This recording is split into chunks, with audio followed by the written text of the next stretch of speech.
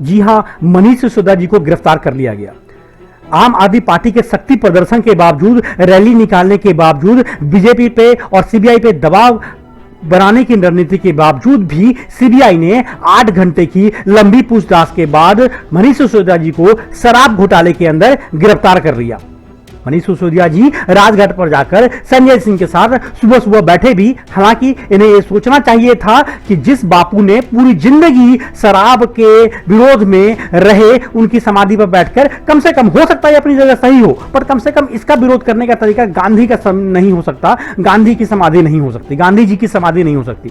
हाँ, केजरीवाल जी जो आशंका सुबह से जगा रहे थे, या केजरीवाल जी, या यूं कहूं कि केजरीवाल जी जो शायद अपने राजनीतिक रोटी सेकने के लिए या अपने राजनीतिक, आम आदमी पार्टी की राजनीतिक चमक बढ़ाने के लिए शायद इसकी इच्छा शायद ये बहुत महीनों से कर रहे थे, बहुत महीनों से कर रहे थे। आप देखिए कि गुजरात के हर रैली में यही कह रहे थे, नेता के मनीष सिसोदिया को गिरफ्तार करेंगे।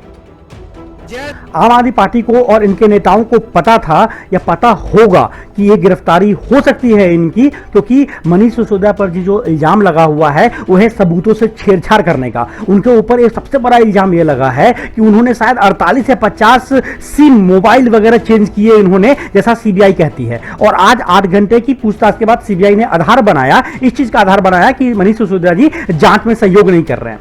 अब प्रश्न यह उठता है कि आम आदमी पार्टी के शक्ति प्रदर्शन के बावजूद भी, जिन्होंने इस मुद्दे को एक इवेंट के रूप में ऑर्गेनाइज किया था, एक राजनीतिक मुद्दा बनाया था और राजनीतिक रूप से इन्होंने सीबीआई को कहीं ना कहीं जांच प्रभावित करने की कोशिश की थी। हालांकि ये हक है हर पॉलिटिकल पार्टी का, लेकिन यह इल्जाम लगाना आम आदमी पार्टी का यह पूरी तरीके से ठीक नहीं होगा कि सीबीआई ने मोदी के कहने पे या नरेंद्र मोदी या बीजेपी के कहने पे उन्हें गिरफ्तार कर लिया। क्योंकि अगर ऐसा होता तो राहुल गांधी जी, जो शायद सबसे बड़े प्रतिद्वंदी हैं नरेंद्र मोदी के, कांग्रेस पार्टी सबसे बड़ी विपक्षी पार्टी है, हालांकि केजरीवाल जी नहीं मानते इस बात को, कभी नहीं मानते, लेकिन राहुल गांधी जी की पूछताछ हुई, सोनिया गांधी जी की पूछताछ हुई, प्रियंका गांधी वाड्रा की पूछताछ हुई, बट उन्हें सीबीआई या ईडी गिरफ्तार नहीं किया।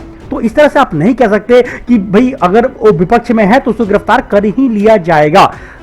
सीबीआई भी आम आदमी पार्टी या मनीष सिसोदिया के ऊपर हाथ डालने से पहले पुख्ता तैयारी सीबीआई ने भी किया होगा, और यह देखना होगा कि कल न्यायालय में क्या पेश कर पाती है सबूत। ये बात दूसरी है कि पवन खेरा जी भी कहते हैं और पूरी कांग्रेस पार्टी कहती है कि पूरे institution, supreme court, RBI, CBI, ED सब मोदी के कहने पे काम करते हैं, पर इसके बावजूद भी माननीय न्यायालय ने विदिन अ डे, उसी दिन पवन खेरा जी को जमानत दे दिया। तो अगर न्यायालय में, कोर्ट में मनीष सिसोदिया जी के खिलाफ पुख्ता सबूत नहीं पेश कर पाएगी सीबीआई, तो माननीय शिक्षा मंत्री मनीष सिसोदिया जी को भी बेल मिल जाएगी। लेकिन बार बार आम आदमी पार्टी क्यों कह रही है उन्हें 1 महीने के लिए जेल हो जाएगी, 1 महीने के लिए जेल हो जाएगी? क्या कुछ छुपा रही है, या इनको डर सता रही है, या ये जानते हैं कि इन्होंने कुछ ऐसा घोटाला किया है? ये सवाल तो उठता ही है, ये सवाल तो उठेगा। और हाँ, अगर ये भी सत्येंद्र जैन जी की तरह कट्टर ईमानदार है, जैसा कि केजरीवाल जी बताते थे कि कट्टर ईमानदार है, और इनके खिलाफ भी सीबीआई और ईडी वगैरह ने पुख्ता सबूत जमा कर लिए होंगे, तो जैसे कि सत्येंद्र जैन जी को पिछले 8 महीने से जेल में सेवा मिल रही है, बेल नहीं दे रहा है न्यायालय, तो इन्हें भी जेल जाना पड़ेगा फिर, तो उससे क्या कर सकते? लेकिन सबसे ज्यादा सोचने वाली बात यह है कि मनीष सिसोदिया जी पर सीबीआई का इल्जाम 144 करोड़ का है, और एक आम आदमी पार्टी के लोग खुद ही कह रहे हैं 10,000 करोड़ का ये फिगर कहां से ला रहे हैं? या तो इन्हें पता है कि ये घोटाला हुआ है 10,000 करोड़ का, और इन पैसों का यूज जो है गुजरात के इलेक्शन, पंजाब के इलेक्शन, गोवा के इलेक्शन में किया गया, जैसा इल्जाम बीजेपी वाले लगाते हैं।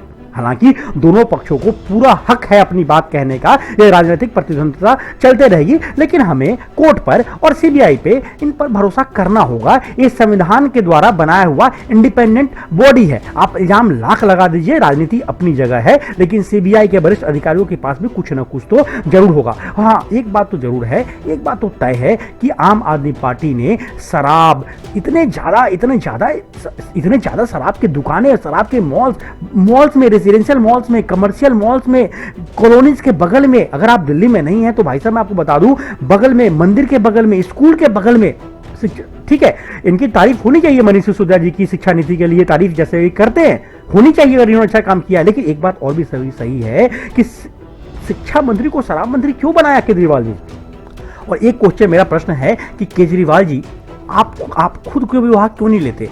आप क्या ये जानते थे कि मैं कहीं पर साइन करूंगा और साइन, क्योंकि आप IRS हैं, आप सरकार के अंदर काम कर चुके हैं, आप सरकारी अफसर हैं, तो आपको पता है कि अगर मैं साइन करूंगा तो फंसूंगा। भाई साहब, शिक्षा मंत्री मनीष सिसोदिया, श्रम मंत्री मनीष सिसोदिया, वित्त मंत्री मनीष सिसोदिया, स्वास्थ्य मंत्री सत्येंद्र जैन, जेल मंत्री सत्येंद्र जैन, और पावर सारा आप एंजॉय करते हो।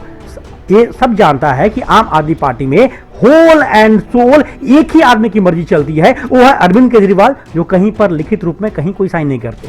तो मुझे जो मैंने, आप अगर दोस्तों आपने वीडियो नहीं देखा मेरा इससे पहले वाला, तो देखिए, मुझे लगता है कि ये जय और वीरू वाला मामला में केजरीवाल जी गेम कर बैठे हैं सबके साथ। केजरीवाल जी, आपको बताना होगा कि आपके पास कोई विभाग क्यों नहीं है। आपके पास बेअता बेइंतहा शक्ति है, ताकत है, आप आम आदमी पार्टी के सब कुछ हो, और आपके पास कोई डिपार्टमेंट नहीं, आपके पास कोई रिस्पॉन्सिबिलिटी नहीं है। बीजेपी का जो आरोप है कि इसके मास्टरमाइंड तो आप हो, कहीं ये सच तो नहीं है। खैर, भरोसा रखिए, आम आदमी पार्टी भरोसा रखेगी, इनको हक है, इनको भी अपनी बात कहने का हक है, डेमोक्रेसी है, और भारत में अंतिम में जीत सत्य की होगी, सत्यमेव जयते।